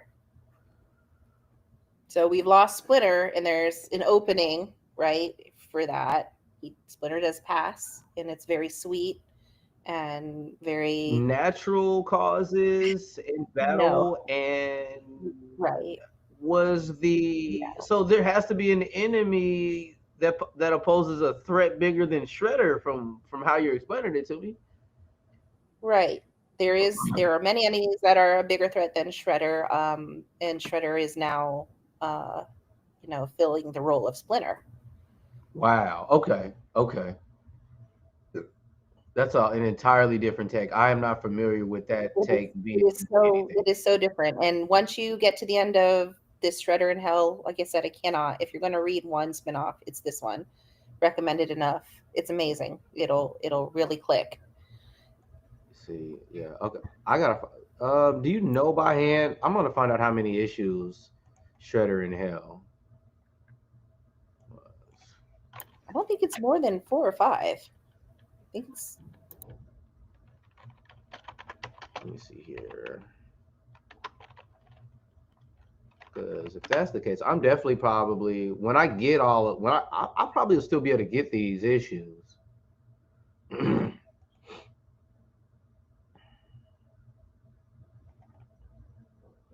Yeah, these issues aren't expensive either right now. Because I definitely want these bad boys. I'm looking at 4 issues, 5. Do I see any? Yeah, it's 5. It's 5 issues. Yep, you're right. Okay. Yeah, I gotta get that miniseries. Okay, so Yeah, they're fantastic. so who can you tell me who ends up killing Splinter in the IDW series? No, I won't do it. I'm sorry. Okay. It's a fantastic story. You got to just live it. I try, guys. I try to get it out of her. Looks like I'm gonna have to get those 5 issues. I'm gonna get the 5 issues I need anyway. more fans so that more people can have these conversations, right? And if I just feed you the answers, if you go and wiki it, it's just. Look. I am not opposed to anything that you're saying. I know what I'm. Well, in the mornings, I try. I've been in the morning times. I found some ebook YouTube channels, and I've been doing like issues of the Last Ronin original, Mirage originals. Now, I'm gonna be getting into Shredder Goes to Hell, with Shredder in Hell, as I would say. There's in hell. Yep.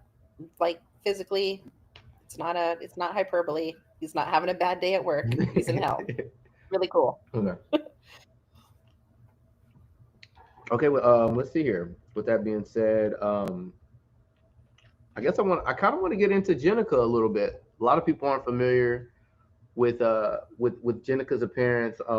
What I do know, the little bit I do know, Jenica was originally a member of the Foot Clan that turned into an ally, and that was like the in between her relationship with Karai, if I'm not mistaken. Right. To where when she didn't, I guess, distinguish whose side she was on, she ended up getting into like a fight, and the Turtles ended up saving her life by Leonardo hitting her with mutagen, which ends up turning her into a. Actually, Donatello gave her a life-saving blood transfusion. It was Donatello. Okay. Yeah. So she's very, she grew up on the streets and crime was all she knew. So, she was a natural fit. Wasn't she a musician too?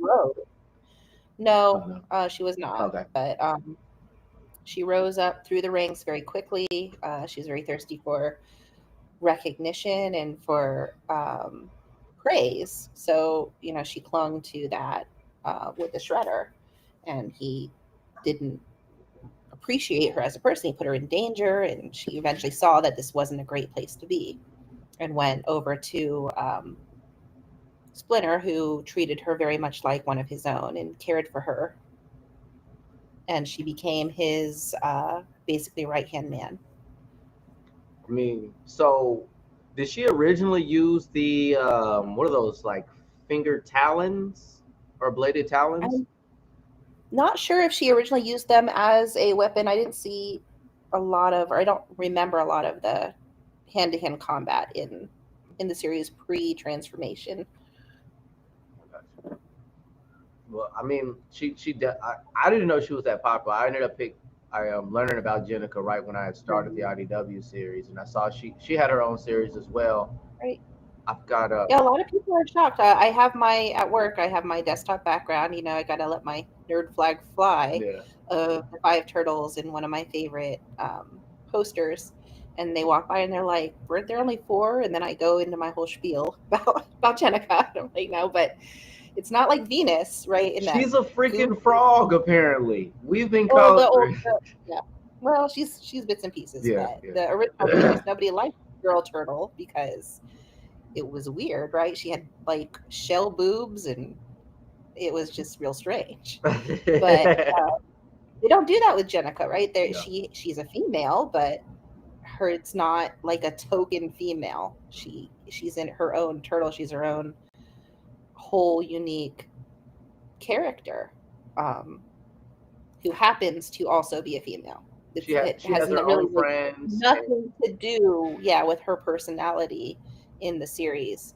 It just so happens that her gender is a female, but she's not there because. I think that's so great. Everyone's like, "Oh, look, it's a girl turtle without boobs. That's much better. Much better." Well, what I like about Jenica's story so much is it's like anytime, like I guess like when it's a male dominated a core of people, or like some sort of a faction or what's going on, the way they introduce like the female, it seems like there's so much uncomfortability on how they introduce them, whether they make the woman superior in strength or make her weaker than the rest of the individuals. I feel like there was like a nice balance of where it's, I don't know, I feel like she could stand alone by herself. Like they did have a Jenica series. I feel like I guess in honor to the guys at IDW and Mirage, I feel like, did Jenica have their own separate writer? No, I believe they were the same writers, and it's not her own separate series. It's just some one shots and a little side story, basically. It's all very much in the same universe and in the same Well, timeline. I knew it was in the same universe, but comic wise, I remember there was Jenica comics. Yeah, and this is just a little spin-off, a little side story to go, add some more flavor and some more depth to the ongoing, because there's so much from every direction, right? Yeah. At this point, lots of different players, lots of different story arcs, all converging. And the convergence is what the Armageddon games is, and how it ends, is this convergence of all these stories. So they like to do these little, like they do a Bebop and Rocksteady road trip. They do like a little Casey and April side thing. I almost and then they picked have up the best of Bebop and Rocksteady. That first volume book. I almost did, but I purchased the majority of the stuff I have. I purchased to resell, or I plan on praising and grading. Yeah. But I might consider it. You're definitely making things click for me right now. So I guess bringing up April and Casey. Are they immediately a couple or a thing in the IDW series? They started off as a thing, I think it grew pretty quickly and then kind of fizzled out. It just kind of didn't work. So he has his own little like unique route that he decides to go. He doesn't end up staying with the Turtles and with the gang, really. He's an ally and he's a friend, but he's got his own way of doing things, and it doesn't really mesh with their values and their principles. Okay. And then April kind of leaves. She takes a step back. She's still present, but her role is more a liaison. She passes information. She's very much acts like she's in league with Baxter Stockman for a long time, because this is her this is her like way of being a ninja. She's infiltrating. Okay, so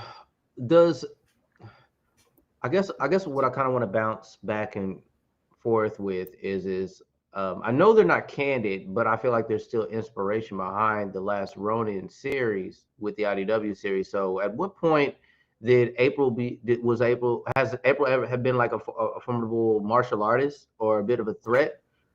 She becomes that. I mean, when you become friends with a bunch of ninjas, right, you're going to learn some pretty badass moves. Okay, I got you, but as far as like, I mean, there are characters that learn moves, but at the same time, it's like, how good do they hold up against certain foes? So I'm going to drop a truth bomb that I just didn't want to talk about it at all, but I didn't read The Last Ronin. Okay, okay. because the ending was spoiled for me, and I was mad about it. And I know that it's a fantastic story, and I give so many accolades to the writers, but it's just not the ending I wanted for the Ninja Turtles, so I refuse to read them. But it's so cool, right, to have her play a bigger role in that. You are not the only person that feels that way about the comic. I got a real close friend named Paul of mine, and he completely dislikes the Last Ronin because of because the way the turtles had died, Mm-hmm. and Yeah, I'm mad. I'm angry. I knew, and not to mention Donatello. Everyone loves Donatello it. All my Donatello is friends. his favorite turtle. And Yeah, mine too. y'all share that in Don't common. do that to my boy. Donatello's became my second favorite, and he's the second turtle that I have tattooed on my body. And I mean, every see, I knew about the ending before I read the beginning of the Last Ronin, but I felt like every turtle died to their own demise. Yeah, and what I couldn't, and I know this is like not on track with what we were supposed to be talking about, but I know, but what didn't mesh with me is this series is so dynamic and these characters grow so much and there's so much faith that you're putting into tomorrow's going to be better. Everybody's fighting always, and there's always this struggle, and they're always so hopeful that tomorrow is going to be better. And with the Last Ronin, tomorrow was never better. They never found that peace, and they never just got to be a family of brothers, and you just want that so much for them. And with the Last Ronin, though it was an amazing story, they didn't get it. It was heartbreaking for me, so I didn't read it. so yeah, but I feel as though that I mean, with the series going as far as it did, and with this being a different dimension, they give us bits and pieces of it with Michelangelo's travels. If you're not, I guess I mean just filling you in through his travels. His brothers are in spiritual form, but they're introducing a new set of turtles to give us Yep, to give and us they're some light. adorable. They're so stinking cute. They've got their own So names, and so how do you feel? I just can't buy them because I can't. I I love can't them deal with too. that. They're giving us baby turtles. I'm one of those people that baby anything. I'm like I don't know. I go crazy about. But so what consensus wise, how do you think? I know I'll still have no problem gravitating towards them, but how successful do you think at the beginning stages of these new turtles that they're going to introduce? How do you think people are going to perceive them?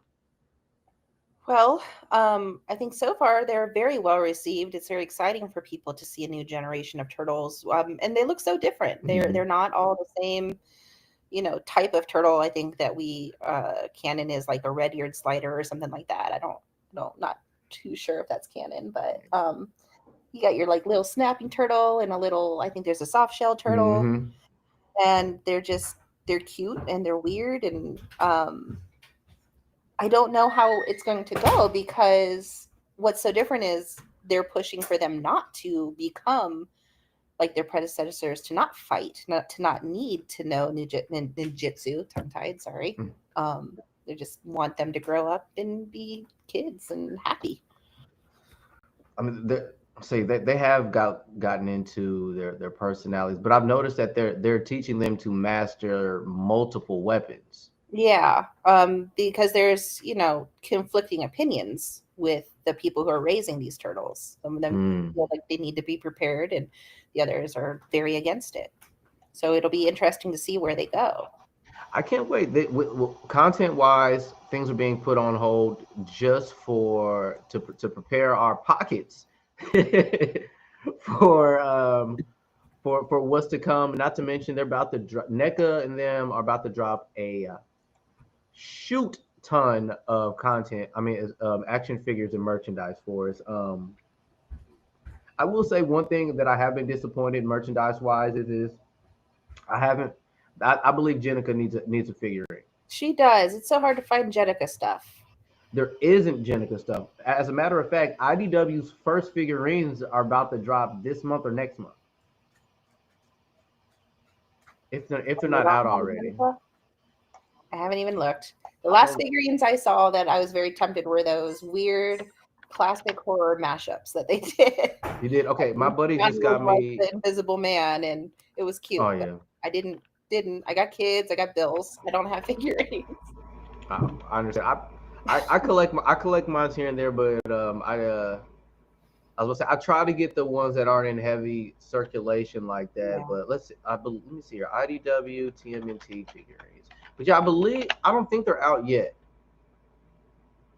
Let me see here. But yeah, I think they've only came out with the first wave. Let me see here. Hold on.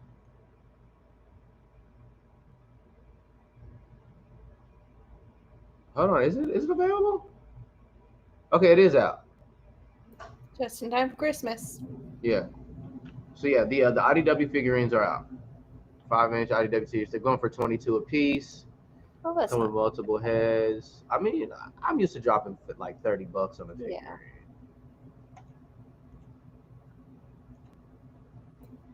But I'm pretty sure that within the second wave, we'll end up seeing Jenica. Because to be honest with you, that Jenica will probably be worth the most too. Yeah. Yeah, I mean, she's going to be a commodity for sure. You just can't get her, and she's such an integral part of the series. Oh, that's so cute. They're very Campbell with the rounded face and softer like curves. That's really cool. I didn't Yeah. see those before. It's my first time looking at 'em. Yeah. So the figurines come with two faces, one with the eyeballs, one with the white eyes. Right. Serious business eyes. Indeed. So just little plug people out there. It's to help remind me to get those figurines as well. I can't wait for. Okay, so let's go back to the IDW.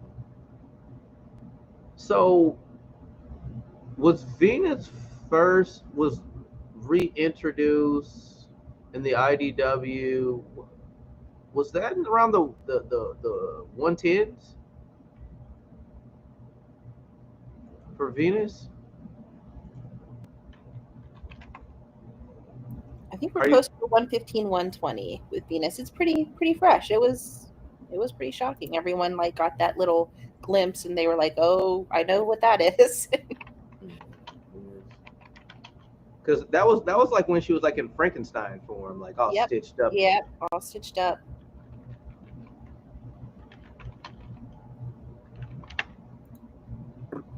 $127. Wow. Yeah, she's pretty new. She hasn't had too many appearances, but she's already made a very like permanent impact on the story. Oh yeah. I mean, so yeah. I mean, as of right now, the turtles are split up as of right now, and so do you think this IDW series after 150? Do you think that they're gonna split these into miniseries between each individual turtle being separated from each other? I don't know. That would be a really smart move because it would draw out what little story they have left because they're already leaning into, the canon that they want the Last Ronin to be in the next Turtles. So that would be the money move for IDW. I would have to say that's where they're going. Let's see here. I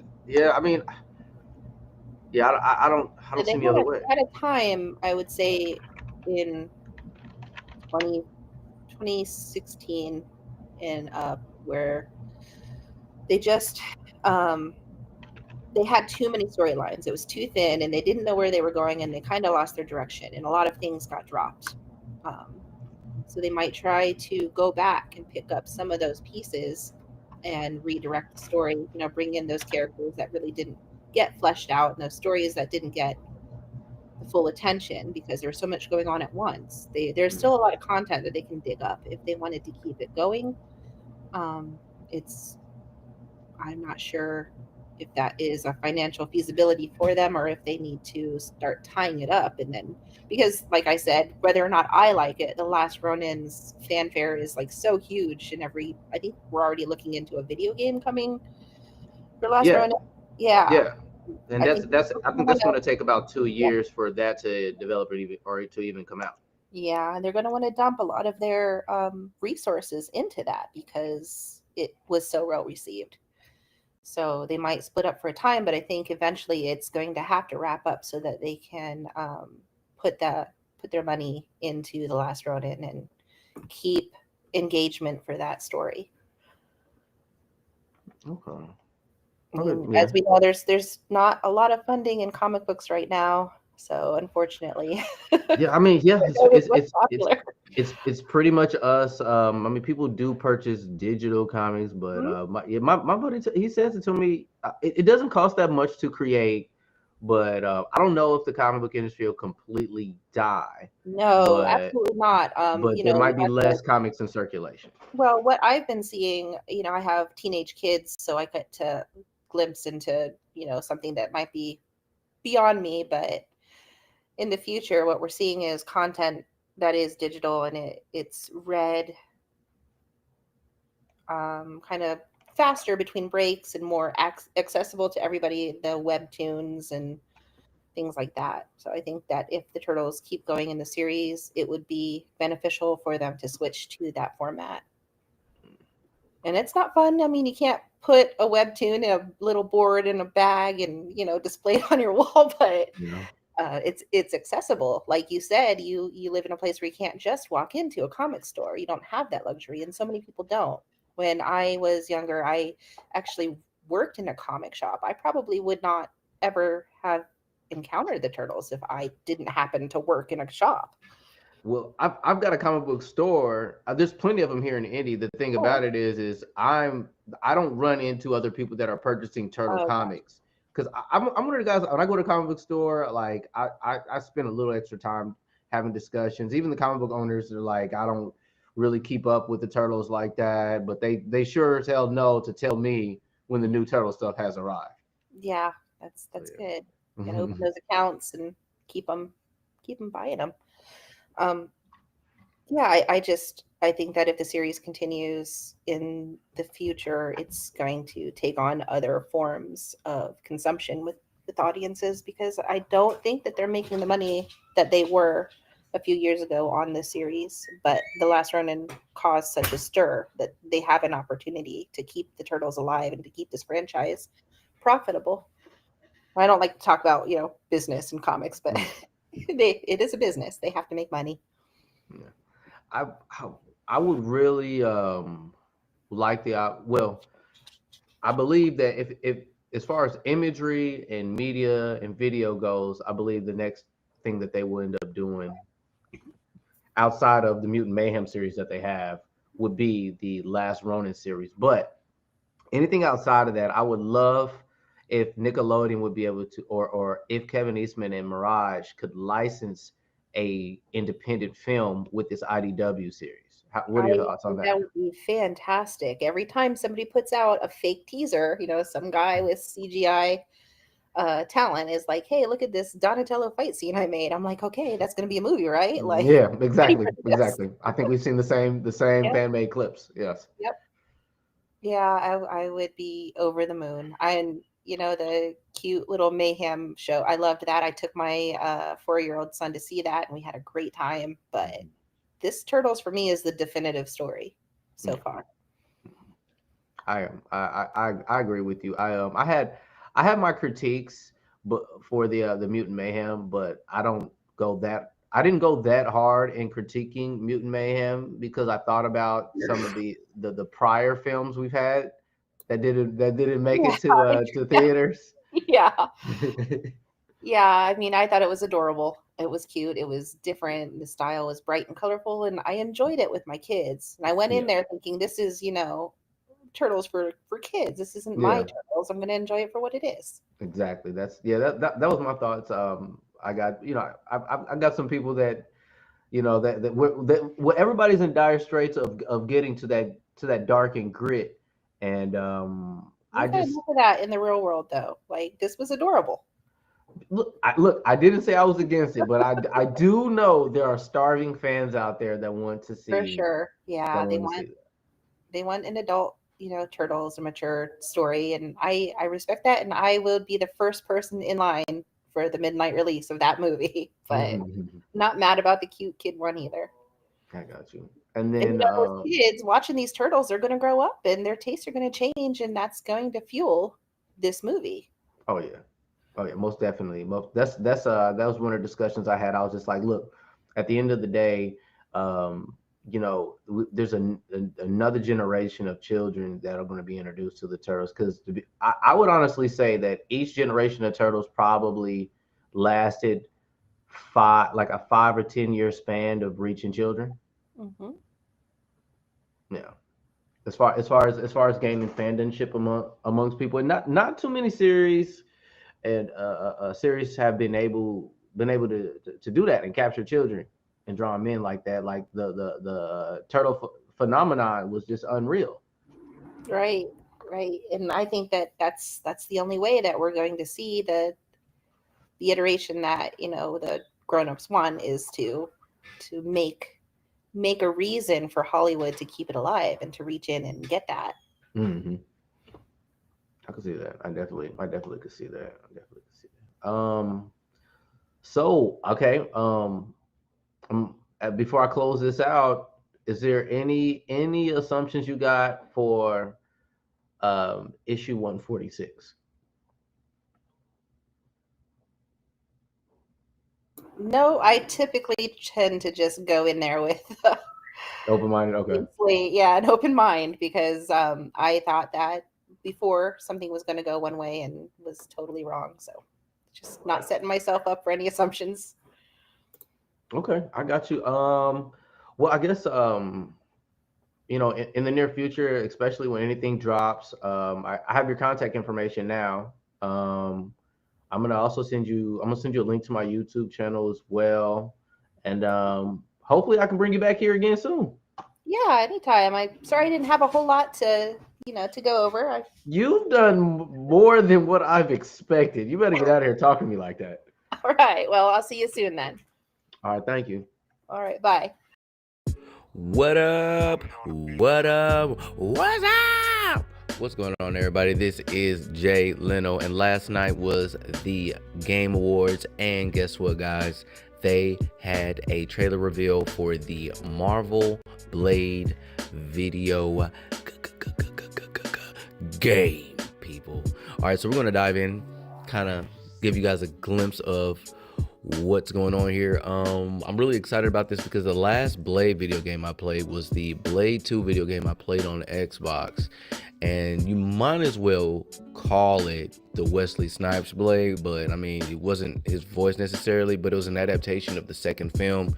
You got to fight against the Reapers. They gave us some comic book villains as well, and you would fight with the right thumbstick. So I can only imagine that this video game is going to be a definite upgrade from there. But I mean, Marvel's moving in a way further direction since, I guess, the early 2000s. And when it comes to video games, and I would love to see what they're capable of doing with Blade, and with them pushing back this particular film, and they're coming out with stuff like this with their comic book line, and then okay, they're going to drop a video game to go along with the movie. Okay, now it's looking like Blade is a priority. And hopefully this story has DLC. Hopefully this isn't just a one-off video game that you just play and beat and then be done with it. But yeah, also I thought it was cool. Blade was inside of the barbershop. I'm a barber, so I'm already like feeling the noise. Blade, homie gets to slice and revealing some blood in the atmosphere, and it looks like things gets hectic. But the graphics looks good, even though this looks like a cinematic scene, which cinematic scenes always look pretty decent. So I mean, tell me what you guys think. I couldn't tell if that was Mahershala Ali's voice that they were using as Blade, and if there's any other characters you guys would like to see make an appearance on this video game, because rumor is they're trying to use Ghost Rider in the actual film. They're trying to use Blade's daughter. They're trying to introduce some other characters, and one of the reasons why a lot of people were pissed is that it's being rumored that Blade's not the main focus of this darn film. Let me know what y'all think. Like and subscribe. Let me know if you guys are feeling this or not. Let's get some feedback. All right, guys.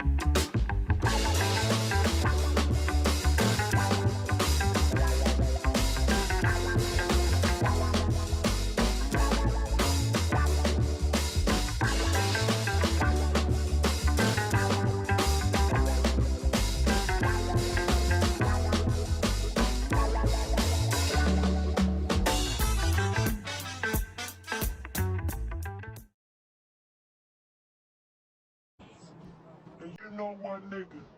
You act like a little bitch right now. You act real paranoid and shit. Now these motherfuckers smoked your goddamn cousin in front of you, nigga. Blow his head off in front of your face, and you ain't gonna do shit. You acting like a little bitch right now, nigga. Man, fuck that. I ain't letting that shit ride.